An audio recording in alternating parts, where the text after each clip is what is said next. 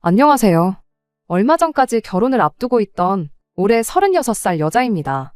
남들보다 늦게 하게 된 결혼이니만큼 좋은 짝을 만나 인생의 2막을 시작하게 되었구나 하는 기대를 가지고 있었어요. 지금은 다 물 건너간 이야기이긴 하지만 말이에요. 제가 이 나이가 되도록 결혼을 안 한 데에는 나름의 사연이 있습니다. 바로 돈 때문이었어요. 과거 저희 아버지께서 빚 보증을 잘못 써는 바람에 가정 형편이 정말 안 좋아졌었거든요. 어찌어찌 있는 돈 없는 돈 털어서 대학을 갈 수 있었고 졸업까지 할 수 있었는데 그 후 취직하고부터는 거의 집안의 가장 노릇을 해야 했죠. 그 덕에 한참 남들은 결혼 준비할 시기에 돈 번다고 홍기를 놓쳐버리게 되었던 거예요. 그래도 10년 가까운 세월, 내 가족이 노력해서 2년 전 모든 빚을 갚을 수 있었습니다. 빚이 사라지면서 저도 한숨 돌릴 수 있게 되었지요. 그때 제 나이가 34이었어요. 그때는 다른 건 몰라도 결혼에 대해선 거의 반쯤 자포자기 상태나 마찬가지였습니다. 여태 가족들을 위해 살았는데 이제 와서 무슨 결혼이냐고. 결혼은 내 인생에 없는 거나 마찬가지다 하고 살고 있었죠. 그런데 빚을 다 갚고 나서 통장에 돈이 쌓이기 시작하니까 생각이 또 달라지더라고요. 주변 친구들 중에 결혼을 안 한 친구가 단 한 명도 없었고 하나같이 다들 행복하게 가정을 꾸리고 사는 모습을 보니까 그게 그렇게 부러울 수가 없었어요. 그 생각은 점점 더 늦기 전에 결혼을 꼭 해야겠다는 생각으로 바뀌게 되었지요. 그렇다고 해서 뭐 아무하고나 할 테니 결혼하자고 하는 사람만 나타나라 그렇게 생각했던 적은 없습니다. 늦게 하게 된 결혼이니만큼 그만큼 좋은 사람, 나를 있는 그대로 이해해 줄 수 있는 그런 사람 만나서 행복하게 살고 싶은 마음뿐이었어요. 그러다 만나게 된 게 남자친구였죠. 남자친구는 저보다 2살 연상으로 공무원으로 일을 하고 있었어요. 나이도 있고 공무원 일을 한다 하니 못해도 7급 정도는 되겠구나 싶었는데 그게 아니라 9급 공무원으로 일을 하고 있다는 사실에 정말 많이 놀랐습니다. 그런데 알고 보니까 그 나이 먹도록 내내 9급 공무원이 되겠다고 시험 준비를 했던 게 아니었어요. 여태 회사 생활을 해왔는데 성격에 맞지도 않는 영업일 하는 게 너무 지쳐서 뒤늦게 공무원 준비를 시작하게 된 케이스였지요. 결혼을 그 나이 먹도록 못한 것도 딱히 이유가 있던 건 아니고 뒤늦게 시작한 시험 준비 때문에 시기를 놓쳐버리게 되어서 그랬던 거였다 해요. 저희 2사람 다 이미 만남을 시작했을 때부터 결혼을 어느 정도 염두에 두고 있었던 상황이다 보니 데이트하면서 은연중에 서로의 집안 이야기라든지 결혼관에 대한 이야기를 자주 주고받았습니다. 그래서 그랬나 결혼을 정하는 데까지는 그렇게 오랜 시간이 걸리지 않았죠. 아무래도 남자친구가 9급 공무원이었다 보니 수입만 두고 본다면 제가 거의 2배 가까이 좋기는 했어요. 저는 학원 선생님으로 일하고 있는데 페이가 세다 보니 공무원하고 비교해봤을 때 당연한 일일 수밖에 없었습니다. 그래도 모아놓은 돈만 두고 보자면 저는 이제 막 가족들 빚 청산하고 2년 전부터 겨우 모으기 시작했던 거다 보니 남자친구가 저보다 훨씬 많았어요. 거기에 제 직장 특성상 제 이름으로 학원을 차리지 않는 한 수명이 짧은 직업이다 보니 안정적인 측면에서 보면 공무원인 남자친구의 조건이 훨씬 더 좋았습니다. 그렇다 보니 암만 제가 남자친구보다 벌이가 2배 가까이 좋다고 한들 누가 더 잘났고 못났고를 판단할 수 있는 게 아니라 생각했어요. 아무튼 그때 직업과 벌이에 대한 이야기를 나누다가 그때 남자친구의 가족관계나 가정사에 대해서도 어느 정도 알게 되었어요. 회사 일이 그렇게 맞지 않았으면 진작에 다른 직장을 구해보던가 좀 더 일찍 시험 준비를 하지 그랬냐 하고 물었더니 알고 보니 남자친구도 가정 형편에 얽힌 스토리가 있었더라고요. 아버지가 일찍 돌아가시고 어렸을 때부터 홀어머니 손에서 자랐다 보니 당장 어려운 형편에 빨리 시작할 수 있는 일이 영업일이었다고 합니다. 그리고 자기가 가장 노릇을 했어야 했다 보니 적성에 안 맞는 걸 알았다고 한들 당장 다른 직장을 구할 여건이 되지 않았었다네요. 경력이 쌓이면 이직이 될까 싶었는데 아무래도 배운 일이 영업일밖에 없었다 보니 이직을 한다고 해도 똑같은 영업일 자리밖에 구할 수밖에 없었다고 해요. 그렇다고 나이 먹고 신입으로 지원을 하자니 뽑아주는 곳도 없고 그래서 그때 작심하고 시작한 게 공무원 준비였다는 거죠. 저도 비슷하게 집안의 기둥 노릇을 했어야 했다 보니 그게 얼마나 큰 결심인지는 말만 들어도 알 수 있었습니다. 다만 당장 공무원 준비를 한다고 하면 수입이 사라지게 되는 건데 어떻게 용케 공무원 시험을 칠 결심을 했느냐고 물었더니 그때서야 예비 시누이 이야기를 꺼내왔어요. 남자친구 위로 2살 많은 누나가 있어요. 군대를 다녀와야 하는 남자친구와는 달리 바로 졸업하자마자 일을 시작할 수 있었음에도 불구하고 그때 당시 예비 신우가 따로 직장을 구하지 않았답니다. 여자는 시집만 잘 가면 되는 거라면서요. 오히려 남자친구가 벌어온 돈을 가지고 시집을 잘 가려면 일단 이뻐야 한다고 그 피 같은 돈으로 화장품 사고 옷 사고 머리하고 꾸미고 다니고 그랬다네요. 다 미래를 위한 투자라고 생각하라는 식이었다더라고요. 거기까지 들었을 때 당연히 예비 신우가 그렇게 동생 돈으로 꾸미고 다니면서 돈 많은 남자 물어다가 결혼을 해서 집안 형편 좀 피게 만들어주게 되었는 줄 알았어요. 그 덕에 여유가 생겨서 남자친구가 공무원 시험 준비를 시작할 수 있었구나 싶었죠. 그런데 그게 아니었어요. 좋은데 시집을 가기는커녕 아직도 결혼을 못하고 혼자랍니다. 30살이 넘어서까지 돈 많은 남자 꼬신다고 그러고 다니다 이도저도 아닌 상황이 돼버린 거죠. 그래도 다행인 건 그때 예비 신우가 정신을 차렸다는 거예요. 여지껏 자기 때문에 동생인 남자친구가 고생을 했으니 이제 어머니는 자기가 책임지겠다면서 남자친구한테 이제 너는 너의 인생을 살라 말하곤 공장 같은데 나가면서 집안 살림에 돈을 보태기 시작했다 해요. 그 덕에 남자친구가 시간적으로, 경제적으로 조금 여유가 생기기 시작했던 거고요. 가장 노릇을 하면서도 차곡차곡 모아놓은 게 좀 있었다 보니 그 돈을 가지고 학원 다니고 하면서 시험 준비를 시작하게 되었고 피 같은 노력 끝에 2년 만에 9급 공무원에 합격을 하게 되었다 하는 그런 이야기였어요. 그리고 공무원 합격하고 나서도 얼마 안 되는 월급이나마 알뜰하게 모아서 전부터 모아놓은 돈과 합쳐 8천만 원을 모아놓은 상황이었던 거고요. 이래저래 복잡한 상황이긴 했지만 이야기를 전부 듣고 나니 한편으로는 다행이다 싶었어요. 저도 부모님 부양한다고 고생했는데 그게 얼마나 힘든 일인지 그 고통을 공유할 수 있는 그런 사람을 만나게 되었다는 점도 괜찮았고 남자친구가 젊은 나이에 가장 노릇한다고 고생한 만큼 예비 신우가 어머니를 책임지겠다고 했다 하니까 홀어머니라고 해서 앞으로 모시고 살 일도 없겠구나 그런 생각이었지요. 혹시나 싶어 남자친구한테도 단도직입적으로 물어봤어요. 혹시 결혼했다고 해서 어머니 모시고 살 생각이 있는 건지에 대해서도 말이죠. 저희 집도 아버지 앞으로 있던 큰 빚은 다 갚은 상황이긴 했지만 두 분이 노후 준비가 다 되어 있는 건 아니었거든요. 그런데 제 나름대로 여지껏 고생한 게 있는데 두 분 노후가 안 되어 있다고 해서 모시고 살고 그래야겠다 생각해 본 적은 단 한 번도 없다고 그렇게 제 상황도 이야기해줬지요. 남자친구도 제 말을 듣고 절대로 어머니를 모시고 살 생각이 없다고 그 부분은 걱정 말라고 하더라고요. 자기도 좋은 시절 가장 노릇하느라 청춘을 바친 게 있는 만큼 앞으로 모시고 살 생각은 없다고요. 대신 누나, 그러니까 예비 신우가 앞으로 결혼을 해서 가정을 꾸리게 된다면 어머님은 혼자서 지내셔야 할 테니 그때 돼선 예비 신우가 50만 원, 자기가 50만 원 해서 어머님한테 달에 100만 원 정도는 드릴 생각이 있다고 솔직하게 말을 해주더군요.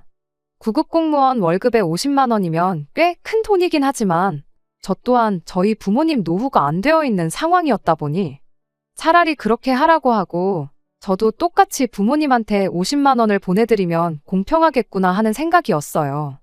그렇게 남자친구 말 하나만 믿고 결혼을 하는 쪽으로 마음을 굳히게 되었습니다. 그때 이 말을 듣자마자 가족들한테는 50만 원 외에는 아무것도 안 하겠다. 지장 찍고 각서까지 써야 했었던 걸까요? 본격적으로 결혼 준비를 시작하고 나니 뭔가 상황이 달라지고 있구나 싶은 느낌이 들기 시작했거든요. 특히 결혼 준비 시작하고 얼마 지나지 않아 전에 듣게 된 충격적인 소식 때문에 더더욱이 이게 맞는 건가 하는 생각이 들었어요. 바로 남자친구의 누나, 그러니까 예비 신우가 난데없이 출산을 했다는 소식을 들으면서입니다. 그게 예비 신우 이야기를 남자친구한테 처음 들은 지 3개월도 안 지나서의 일이니 충격적일 수밖에 없었지요. 결혼을 아직 안 했다고 들었는데 아무리 만나는 남자가 있었다고 한들 혼전 임신 소식이면 모를까 난데없이 혼전 출산이라니 이건 또 무슨 말인가 싶었어요. 그것만으로도 충분히 충격적이었는데 더 충격적인 사실이 저를 기다리고 있기까지 했죠. 예비 신우가 가진 아이의 아빠가 이제 나이 30 먹은 사회초년생 남자였다는 사실부터 놀라웠어요. 공장에서 신입으로 들어온 그 남자한테 일을 가르쳐주다가 어찌저찌 다른 것도 가르쳐주고 하면서 그렇고 그런 사이가 되었다나 본데, 아무튼 아이가 생겼다는 사실을 알고 나서 그 남자랑 결혼을 한 해 만에 말이 많았었다고 합니다. 그런데 남자 쪽 집에서 암만 아이가 생겼다고 한들 양육비를 내주면 내줬지 앞길 창창한 우리 아들을 마음먹은 여자랑 결혼시킬 생각은 추호도 없다고 들고 일어났다는 거예요. 아이 때문에라도 어떻게든 결혼을 하는 쪽으로 설득해보려 했으나 잘 풀리지 않았고 결국 시기를 놓치게 돼서 아이가 태어나게 돼버린 그런 상황이었던 거죠. 참 예비신우 인생도 기구하구나 그렇게 생각하고 말았는데, 그때부터 남자친구가 누나 병원이다 뭐다 하면서 엄청 챙겨주고 그러더라고요. 다른 사람도 아니고 자기 가족, 자기 누나 일이고 상황도 상황이다 보니 충분히 불쌍할 수 있다고는 생각합니다만, 제가 생각하기에 예비신우 혼자서도 충분히 할 수 있는 일까지 챙겨주기 시작하니 제 딴에는 그게 신경이 쓰일 수밖에요. 괜히 애꿎은 예비신우의 아이를 우리가 데려다가 키우자 하는 이야기 나올까봐 조마조마했죠. 왜 그런 이야기 몇 번 들었거든요. 신우 앞길 위해서 신우가 밖에서 낳아온 아이 키워오라는 집 이야기요. 저희야 아직 결혼은 안 했지만 상황이 딱 그렇잖아요? 한참 그런 걱정 때문에 스트레스였는데 이따금씩 카톡으로 자기 조카 사진 보내면서 아이가 너무 천사 같지 않냐 하면서 물어보기 시작해대니 청첩장까지 다 돌린 마당에 걱정이 이만저만이 아니었어요. 남자친구 머릿속에 들어가서 무슨 생각을 하는지 들여다볼 수 없으니 어머니 모시고 살 생각이 있냐 없냐 물어봤을 때처럼 직접 물어보는 수 말고는 달리 방법이 없겠더라고요. 그래서 남자친구 불러다가 대놓고 또 물어봤습니다. 혹시 신우 아이를 대신 키워줄 생각이 있느냐고요.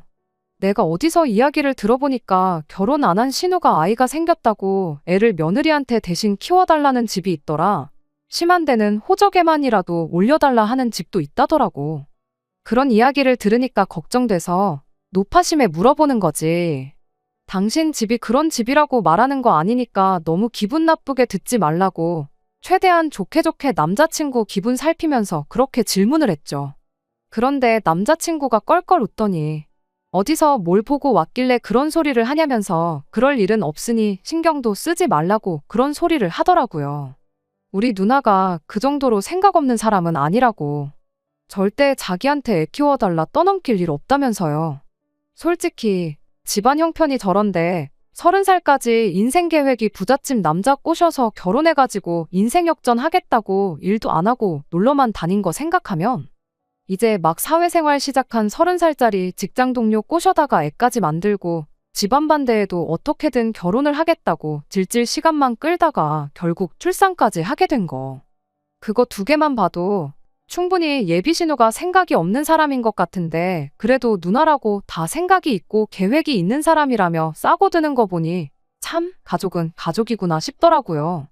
그냥 노파심에 물어본 거라고 이야기를 하면서 재차 남자친구한테 확인을 했어요.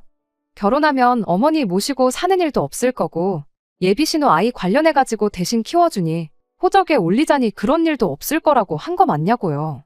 그렇게 남자친구한테 몇 번의 같은 대답을 듣고 대화를 잘 끝내긴 했는데 이게 말만 저렇게 한 거지 죄다 말장난이었다는 걸 얼마 지나지 않아서 알게 되었습니다. 그리고 그 결과는 당연히 파혼으로 이어지게 되었지요. 말씀드렸다시피 결혼식 날짜도 잡아놓고 청첩장까지 다 돌린 상황이었어요. 본식 빼고 모든 준비가 다 끝난 거나 마찬가지였는데 딱 하나 준비가 끝나지 않은 게 있었으니 그게 바로 신혼집 문제였습니다. 저희가 아무리 열심히 모았다고 한들 제 나이 36에 4천, 남자친구 나이 38에 8천이 전부였어요. 결혼식 비용 같은 거 제외하고 나면 사실 1억도 안 되는 돈이었는데 저희들 나이 생각해보면 터무니없이 적은 돈이었죠. 게다가 제가 학원 개업은 고사하고 이 선생님 일을 몇 살까지 더 하게 될지도 불확실한 상황도 있고 남자친구도 이제 9급 공무원 된 지가 2년 차밖에 안 되었다 보니 월급도 넉넉하다고 할 만한 정도가 아니거든요. 그런데 거기에 또 결혼하고 나면 양가 부모님 용돈으로 50씩 드리기로 했잖아요. 이미 월급이 들어오자마자 마이너스 100만 원 하고 시작하는 건데 다 늦어서 결혼한다고 경제적으로 여유가 있는 상황은 결코 아니었습니다. 그렇다 보니 신혼집을 구하는데 신중할 수밖에 없었어요. 괜히 욕심내서 감당도 못할 집을 사는 것보다야 10평 남짓한 구축 아파트를 하나 사더라도 투자 가치도 있고 실속 있는 그런 집을 찾는 게 최우선이었죠. 그런데 그런 집들은 하나같이 다 매물이 없더라고요. 요즘 1인 가구 수요가 늘어나서 작은 평수 집이 오히려 더 거래가 활발하다는데 아마 그 때문이 아닐까 싶었습니다. 그래서 결혼식까지 한 달 코앞에 다가와 있는 상황인데도 신혼집을 아직 못 구한 상황이 와버린 거예요. 그러다가 경기권이긴 하지만 서울에 인접해 있고 조건도 꽤 괜찮은 아파트를 하나 알게 되었습니다. 사이즈도 작고 지은 지도 좀 된 집이긴 하지만 주변에 대형계 바로제도 있고 해서 그래도 한 5년 정도 버티고 살고 있으면 그때쯤에는 돈이 좀 되지 않겠나 싶은 투자 가치까지 있는 집이었어요. 제가 일하는 학원과는 거리가 멀어서 출퇴근이 꽤나 힘들어지긴 하겠지만 남자친구의 경우에는 거리도 딱히 큰 문제가 없겠더라고요. 그 정도 단점은 충분히 감안할 수 있다 생각했고 여차하면 학원이야 그쪽 지역도 몇 개 있던데 아예 집 근처로 새로 일자리를 구해보는 것도 나쁘지 않다는 생각도 들었어요. 신혼집 구하는 게 워낙에 고역이었다 보니 제 마음속으론 거의 이 집에 신혼살림을 차리는 쪽으로 거의 마음을 정한 상태였습니다. 남자친구만 오케이 하면 바로 계약해서 대출 알아보고 고칠 거 고치고 곧바로 살림을 차릴 생각이었어요.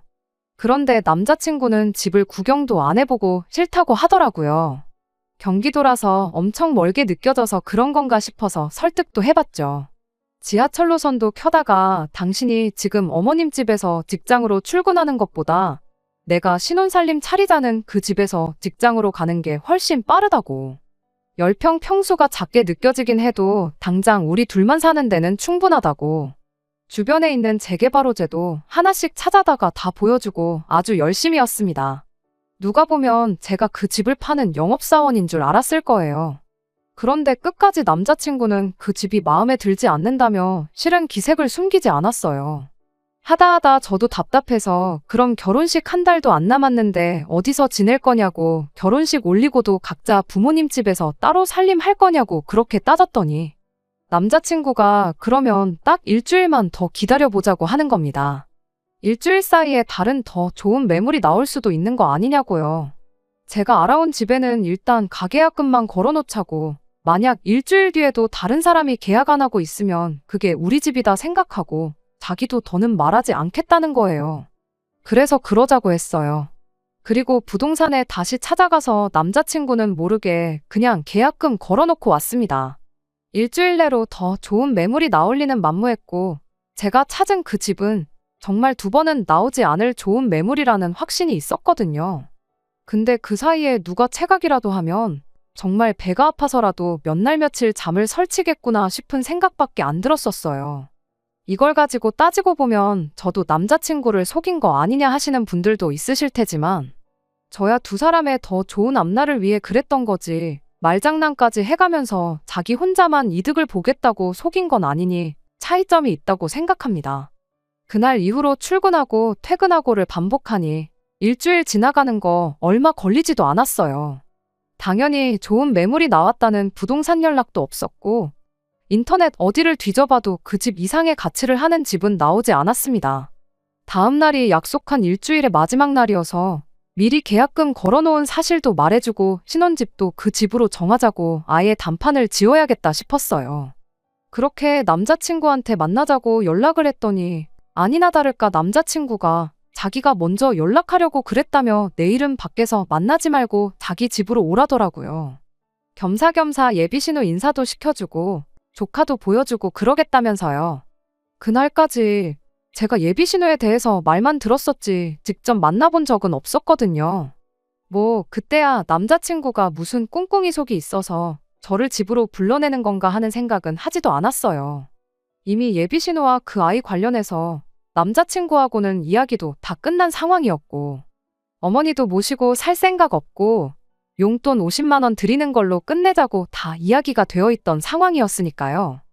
그때까지 출산이다, 몸 추스린다 어쩐다 해서 예비 신우를 직접 만났던 적이 없었으니까 이제 시간이 돼서 겸사겸사 인사나 시켜주려는 건가 보다 하고 가벼운 마음으로 남자친구 집에 찾아가기로 했어요.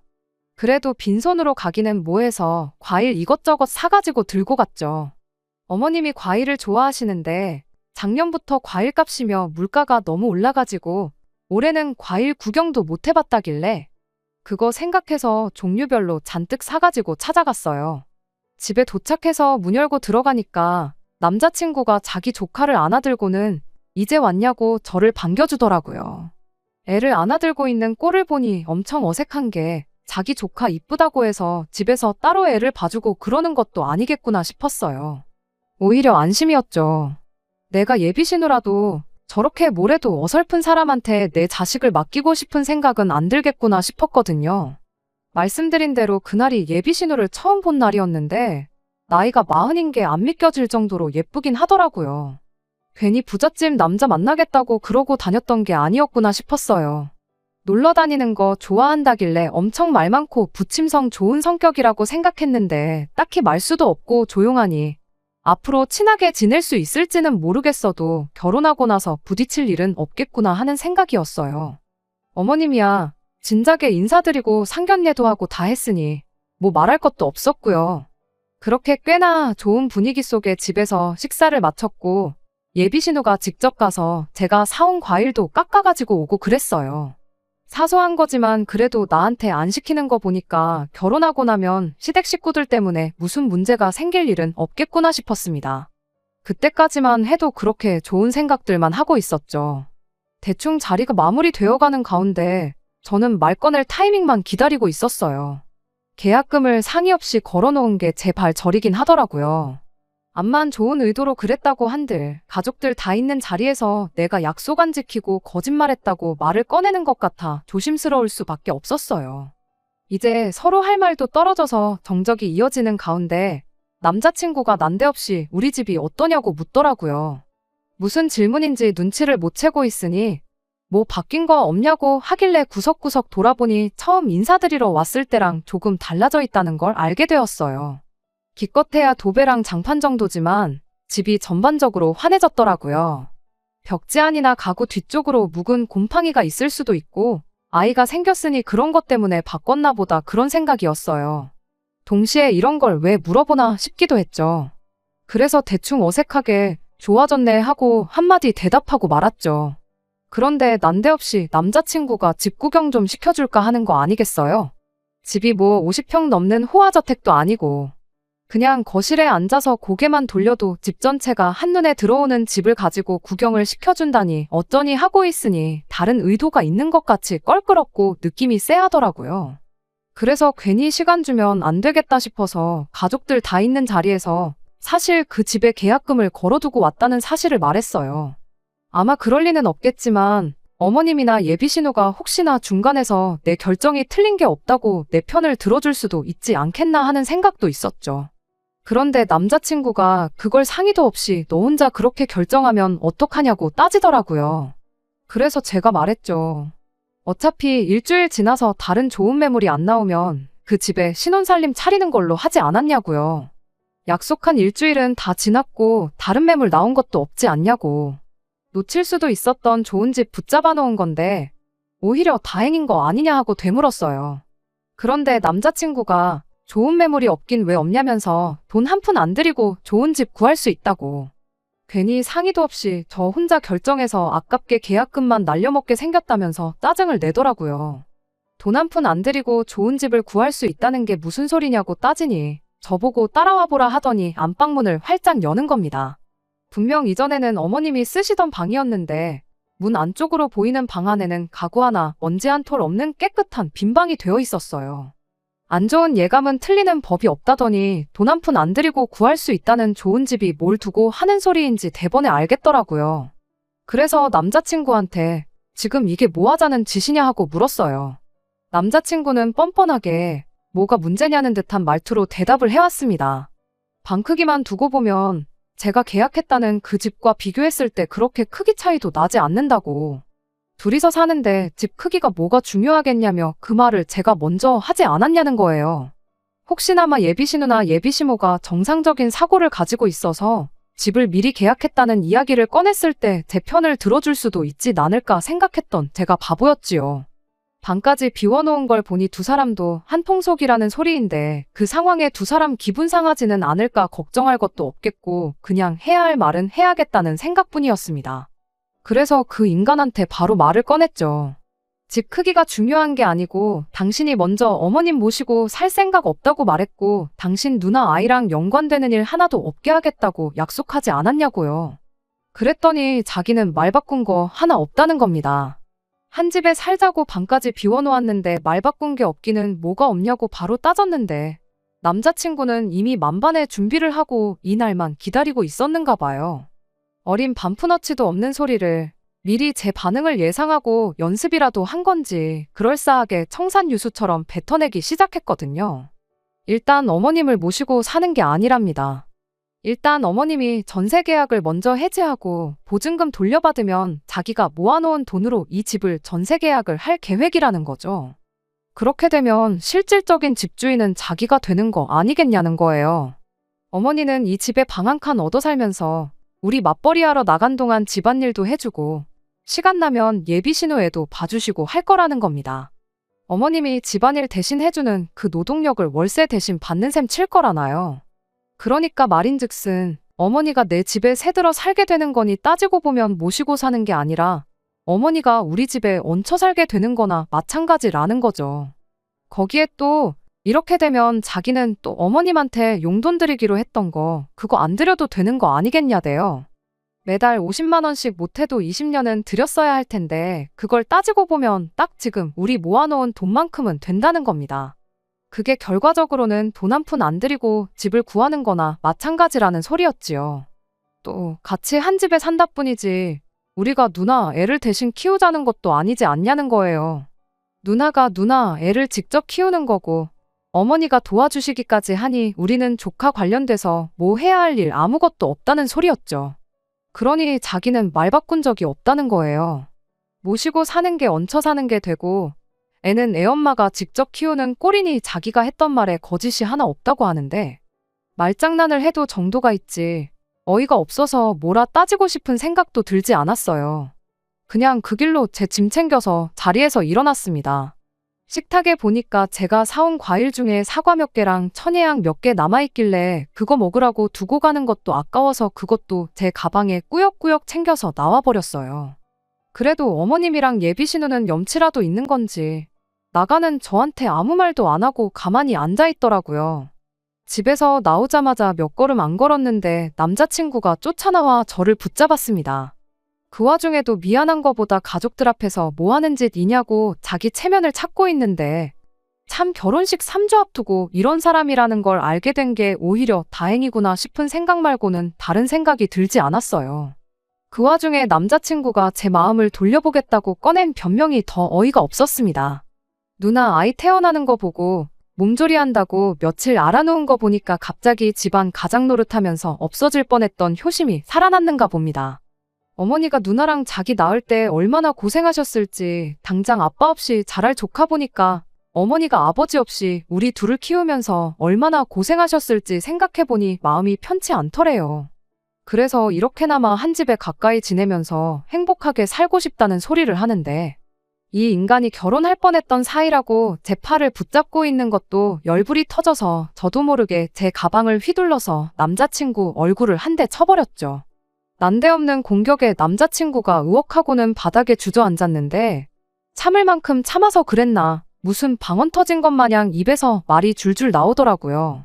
누가 영업사원 출신 아니랄까봐 겉만 번지르르하게 말해놓으면 진짜 그런가 하고 속아 넘어갈 줄 알았냐고요.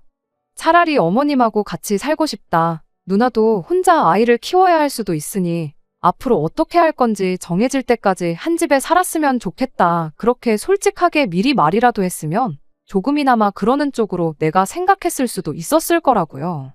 어머님 고생한 것도 알겠고 가족들 곁에 살면서 가족들 버팀목이 되어주고 싶은 그 마음도 알겠다고요. 근데 그거 나 없이도 충분히 할 수 있는 거 아니냐고. 나는 그렇게 할 생각 없으니 하려거든 혼자서 실컷 하라고 그렇게 한마디 해주고 집으로 돌아왔습니다. 집으로 오는 지하철 안에서 어디서 자꾸 달달한 향기가 올라오길래 보니까 남자친구 집에서 나올 때 가방에 챙겨놓았던 사과가 박살이 나 있더라고요. 열받아서 가방 안에 과일 집어넣어 놓은 것도 까먹고 그걸로 남자친구 얼굴을 후려갈겼던 거였어요. 어쩐지 가방으로 한 대 맞았다고 바닥에 주저앉는 게 생쇼를 하는 건 줄 알았는데 괜히 그런 게 아니라 진짜로 아파서 주저앉았구나 싶었습니다. 그냥 뺨을 한 대 올려붙일 걸 괜히 애꿎은 가방 하나만 버리게 생겨서 기분만 더 나빠졌네요. 아무튼 그 후로 남자친구 어머니한테도 연락이 오고 남자친구한테도 몇 번의 연락이 더 왔어요. 마지막으로 온 게 예비신우한테서 온 연락이었습니다. 혹시 자기라도 같은 집에 안 살면 동생 용서해주고 그냥 결혼할 생각은 있느냐고 저한테 단도직입적으로 물어오더군요. 언니라면 그렇게 하시겠냐 되물었더니 아무 대답도 못하고 가만히 있길래 그냥 그대로 전화 끊어버렸습니다. 결국 결혼식 3주 앞두고 그렇게 파혼을 하게 되는 결말을 맞게 되었어요. 그래도 안 좋은 일만 있는 건 아니었습니다. 계약금 500만 원 걸어둔 거 날려먹게 돼서 아깝다는 생각이었는데 문득 생각해보니 그냥 이참에 저도 굳이 결혼할 때까지 부모님하고 같이 사는 게 아니라 이참에 독립을 하는 것도 나쁘지 않겠다는 생각이 들었어요. 어찌 보면 남자친구도 계속 가족들하고 붙어 지냈다 보니 마지막에 다시 가족들이 눈에 밟히게 돼서 그런 결정을 내렸을 수도 있겠다는 마음도 조금이나마 있었거든요. 나중에 혹시라도 다른 사람이 나타나 결혼을 하게 된다거나 하면 그 상대방이 제가 남자친구한테 느꼈던 감정을 고스란히 느낄 수도 있겠다는 생각이 드니 그냥 계약금까지 걸어놓은 김에 독립을 하는 게 좋겠다 싶어서 대출받아 그 집을 제 집으로 만들었습니다. 집에 기운이 좋은 건지 이사 오자마자 좋은 일도 몇 개 생겼어요. 출퇴근 거리가 너무 멀어진 걸 고려해서 직장을 옮기게 되었는데 새 학원에서 저를 좋게 봤는지 부원장 자리를 제안해왔거든요. 월급이 엄청 늘어나는 것도 아니고 학원 규모도 더 작다 보니 벌이는 조금 줄어들기는 했지만 당분간은 언제까지 이 일을 할 수 있을까 고민할 일은 사라졌으니 참 다행이다 싶네요. 어쩌면 저한테 결혼은 평생 없는 일이나 마찬가지일 수도 있겠다 싶어요. 남들 다 하는 결혼이니까 나도 해야겠다는 생각으로 괜히 급하게 결혼하려다 내 인생 망칠 뻔했는데 앞으로 어떤 인생이 펼쳐질지는 모르겠지만 쓸데없는데 조바심 내지 않고 모든 일을 다시 천천히 생각하는 시간을 가져볼까 합니다. 남자친구가 지금 어떻게 지내는지 궁금하지는 않지만 그놈의 효자 노릇은 말했던 대로 잘하고 있는지 그거는 조금 궁금하긴 하네요. 끝까지 들어주셔서 감사합니다. 오늘의 사연은 여기까지입니다. 구독과 좋아요, 알람 설정 부탁드리고 더 좋은 사연으로 다시 찾아뵙겠습니다. 감사합니다.